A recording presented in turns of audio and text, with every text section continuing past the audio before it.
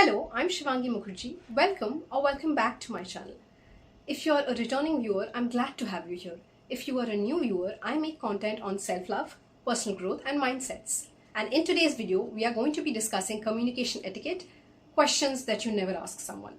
Before I begin with the video, here's a quick disclaimer. I am no communication expert. There are people dedicated to this line of jobs, such as etiquette experts, soft skill trainers, communication experts who coach you and guide you as to what to say, what not to say, how to behave, how not to behave. The only reason I decided to sit down and make this video is because as a human, I have been on receiving end of questions that have made me feel embarrassed, that I found rude, that I found impolite, and questions that really no one should feel like they are in a position to answer. And the reason why I wanted to make the video is because I studied mass communication and journalism as a part of my master's. That is what I majored in basically. And now I'm working as a media professional. So the first thing that we do when we enter the field as a media professional is we are expected to have the sensitivity and the sensibility to understand what questions to ask, what questions to not ask, and the sensitivity with which you should be approaching certain uncomfortable questions or questions that might seem intrusive. So which is why I decided to make this video. Keep in mind that this is not a video where I talk about journalistic questions, but this is just a video where I talk about generic questions that people should not be asking people.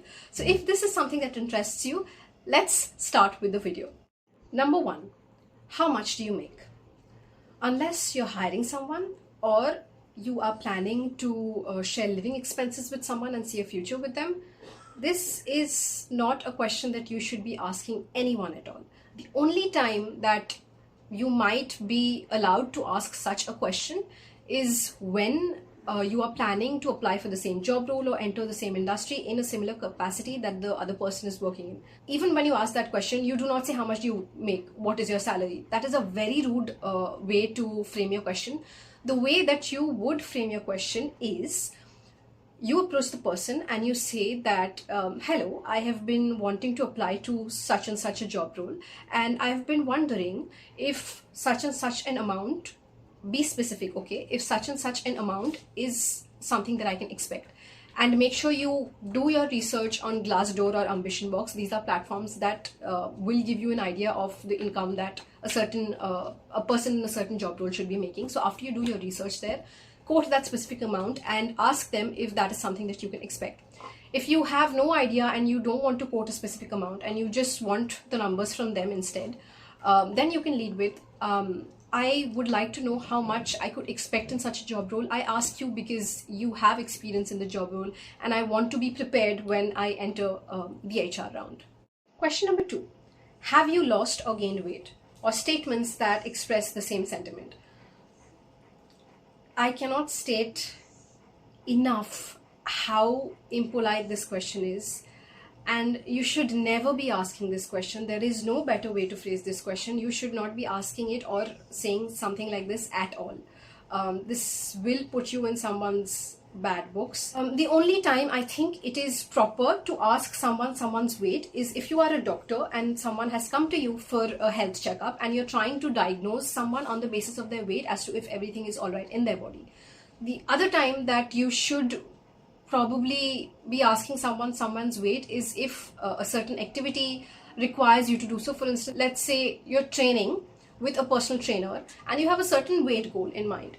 Should personal trainers then not be asking their clients about their weights? No, they are allowed to ask their clients about their weight, but with sensitivity, because body image issues are real for people. And being asked questions on weight, how much someone weighs, have people lost weight, have people not lost weight, it just triggers the other person. I'm sorry if you heard a groan, that was my dog. He is not happy that I've made him sit here. If you're a personal trainer, please have a schedule as per which you check in with your client. Let's say every 3 months, every month, every 6 months, however it is that you set your goal. But do not ask them infrequently. Let the other person know in their head that this is the day that I will be checking in with my trainer as to how much I weigh. Do not shock them with the weight question. Let it be something that they see coming and are prepared for.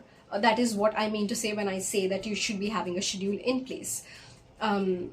When you're a trainer, let's say for instance you're a trainer and you want to ask your client your weight, weight, please remind them and say that, hi, this is a time for a monthly check-in on how much you're weighing so that we know where we are headed. So may I ask you to step on the scale so that we can monitor your weight. If you are a trainer in general at a gym, please do not be commenting on every single person who walks in. Please only reserve that comments for clients that you work personally with. I cannot tell you the number of times that I have been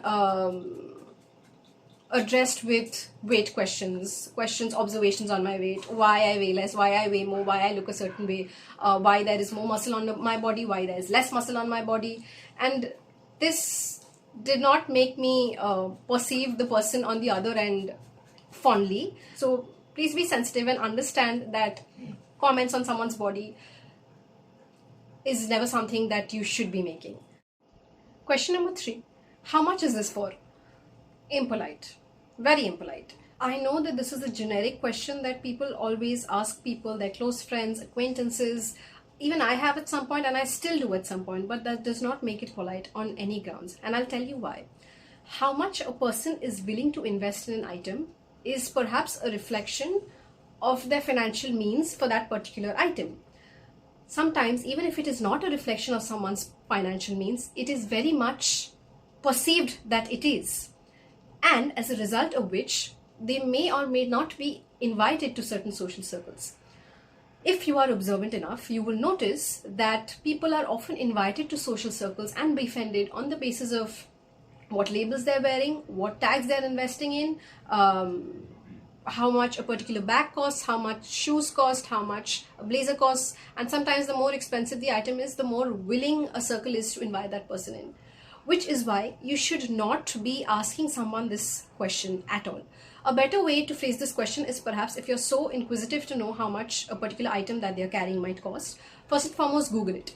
If you are not satisfied with the Google responses, here's what you can do. You approach them and you tell them, hello, I like what you have, be it a bag, be it a dress. You compliment that. And then you say that I have been meaning to invest in something that looks similar. Do you have any idea how much I might be expected to shell out for that item? When you word it this way, there are less chances of it sounding impolite because A, you complimented them, B, you let them know that the only reason that you're asking them the price is because you yourself have been meaning to get it. Make sure you do it privately and not in a room full of people so that they feel comfortable sharing the price of the item. Question number 4. Are you single? Who would have thought this is a rude question to ask, right? But it is. You know why? Because it's none of your business. And I can understand why someone might be wanting to ask this question to someone. Perhaps they have a crush on them or they want to ask them out. But in this case, just simply state your standards. It is none of your business if someone is seeing someone. It is an extremely intrusive question to ask. And a lot of people are protective and private about their romantic lives. A better way to ask this question, if you've been wanting to understand if they're single, is to not ask it at all. But at the same time, secure a date if that is what you've been planning to do. So how do you say it? You say, if you're not seeing someone already, I was wondering if you'd be interested in going out on a date with me. So here, what you do is you state your standards that you're hoping that they're single. And if they're not seeing someone, you're hoping that they would say yes to a date with you.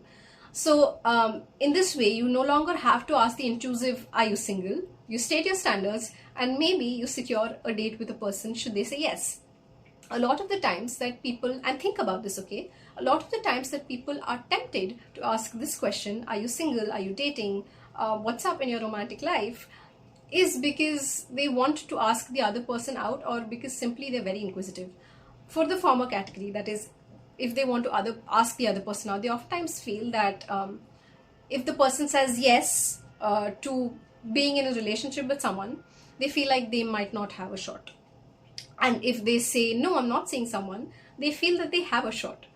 But I don't think that that's how the probabilities work. You might be aware of open relationships.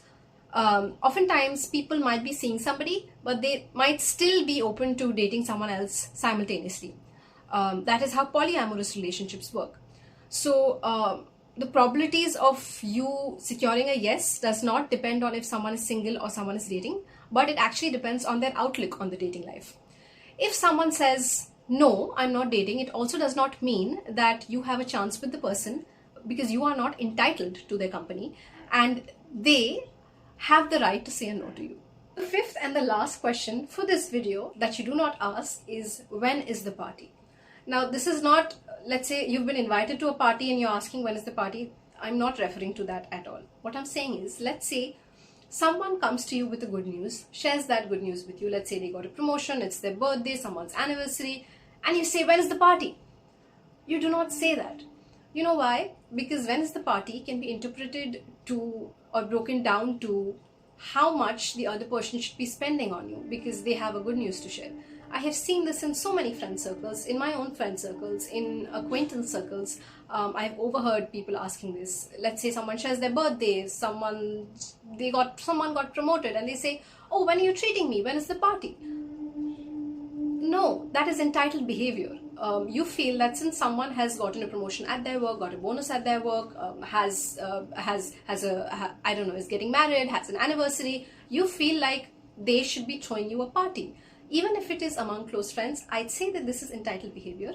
However, if it is between close friends, they decide the equation of the relationship, and I am no one to comment here.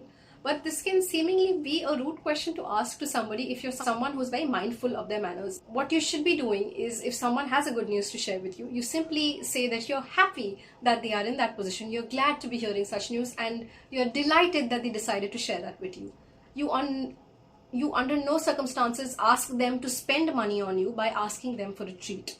On the other hand, you can also give them gifts, small gifts, a small token of your affection to say that you are really happy by they've reached. It could be a handwritten card, it could be a bouquet, it could be pastries, you name it. But this is not a circumstance where you should be asking someone else to treat you. With that, we come to the end of today's video, and I will be wrapping up this video. But before I do, I would like to leave you with some thoughts. If you have said the wrong thing, or if you've put your foot in the mouth while interacting with somebody, which is very normal to happen, if you're trying to build a bond with someone, if you're trying to connect with somebody, you immediately apologize. You say that, "I'm sorry I asked you that question. I did not realize that I would be crossing your boundaries. I will keep that in mind and I will never ask you that question again." That is how you apologize, and that is how you move past the issue. But do acknowledge that you've made a mistake. Another little tip or a trick is around asking uncomfortable questions is to lead with I statements. What I mean by that is, you say, "I was thinking of investing and therefore I'm asking. I was thinking of the price and therefore I'm asking." But make sure that your heart is where your mind is. What I mean by that is, you say something but you do not mean it. Don't be misusing tact in conversation just because you want to be nosy. Use this and tricks to benefit you only if you really need to ask such questions. Next thing that I would like to share is, if you're asking intrusive questions, uncomfortable questions, make sure you lead with "may I" statements. May I ask this? May I ask you how much this costed? May I ask you where you got this from? May I. May I is your best friend, because then you give the opportunity to the other person to decline your question. The other person might simply say, "No, you may not." And in that case, that is where you come in and apologize and say, "And I'm sorry I'm asked. I'll keep that in mind to not make you uncomfortable again." Always lead with "may I." I wanted to end this video by saying that words are important and words really do matter. So please be kind to yourself and also show that kindness to others. Do not be asking questions that are rude, impolite, or intrusive, because you do not want to be making the other person uncomfortable. You do not want to be adding on to their hard day, because you don't know the kind of day that someone has had, and your question might just tip them over the edge. Thank you for watching. I will see you in my next video. Bye bye and take care.